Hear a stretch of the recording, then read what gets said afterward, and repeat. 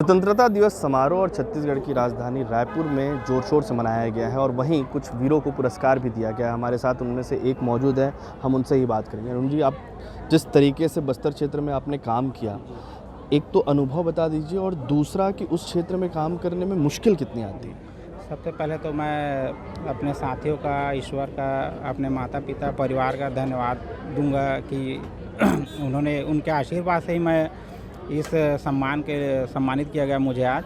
तो और अनुभव का कहेंगे तो 2001 में मैं पुलिस विभाग में भर्ती हुआ था। 2001 से कंटिन्यू मैं बस्तर क्षेत्र में ही तैनात रहा और अभी विगत 2 वर्ष से मैं 2022 से 21वीं वाहिनी बालोद में पदस्थ रहा हूँ। उसके पहले मैं पूरा क्या बोलते हैं बस्तर क्षेत्र में, हर क्षेत्र में मैं नारायणपुर, बीजापुर, सुकमा, हर क्षेत्र में मैंने कार्य किया है और अंदरूनी क्षेत्रों में भी, पूरा अंदरूनी क्षेत्रों में मैंने कार्य किया है। तो वहाँ का जो अब तो संसाधन बहुत हो गए हैं तो उतना डिफ़िकल्ट नहीं है, लेकिन पहले के समय में बहुत मुश्किलें होती थी आने जाने में, रहने में। लाइट नहीं है, पानी नहीं है, बिजली नहीं है, लेकिन अब सरकार के द्वारा इतना यानी वो कर दिया गया है कि हमें बहुत यानी ज़्यादा परेशानी का सामना नहीं करना पड़ता है। बस जब ऑपरेशन के लिए हम बाहर निकलते हैं तो उस समय थोड़ा अपने को ध्यान देना पड़ता है। वीरता पुरस्कार जो आपको मिला है, किस तरीके से आप लोगों की टीम अंदर गई थी और उसके बाद नक्सलियों से आप लोग का सामना हुआ और उस वक्त कैसा वहाँ पर माहौल था?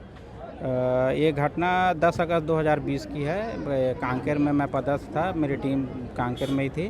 तो SP sir, Shri Ahire sir SP थे, उनके सूचना पर नक्सल क्षेत्र ये जो नक्सल ऑपरेशन, उसमें ऑपरेशन को लॉन्च किया गया था, जिसमें एसटीएफ की टीम, मेरी टीम और डीआरजी और कोंडा गांव के से भी डीआरजी की टीम घटनास्थल की ओर हम लोग सुबह 3-4 बजे करीब हम रवाना हुए थे।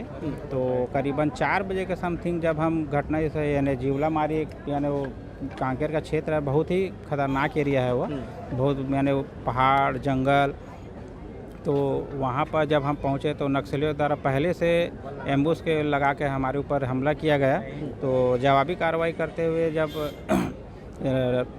तकरीबन 1 घंटे हम लोग का इनकाउंटर चला और नक्सली जब वहाँ से भाग गए तो सर्चिंग करने पर वहाँ पर एक वर्दीधारी नक्सली का, पुरुष का बॉडी और 2 वेपन मिला हमको और उनके बहुत सारे दैनिक उपयोग, टेंट वगैरह, यानी करीब 5-6 उनके टेंट लगे, जिससे हिसाब से 40-50 की संख्या में नक्सली रहे होंगे वहाँ पर। तो इस प्रकार से घटना हुआ था। आगे मौका मिलेगा तो आप किन परिस्थितियों को बदलने की कोशिश करेंगे? क्योंकि हमने देखा है पुलिस के पास में कई बार संसाधनों की कमी हो जाती है, कई बार अन्य परिस्थितियों की कमी हो जाती है, तो कौन सी ऐसी परिस्थिति है जिसको बदलने की आप कोशिश कर सकते हैं? अभी तो सरकार और पुलिस विभाग की तरफ से जो भी यानी हमको यानी अब पहले की तुलना में बहुत अच्छे इक्विपमेंट, वेपन और ये होने लगे, हमको क्या बोलते हैं मिलने लगे हैं। तो ऐसा कोई इशू नहीं है, यानी अपनी सुरक्षा के लिए और वेपनरी के मामले में भी STF is the best. Ji.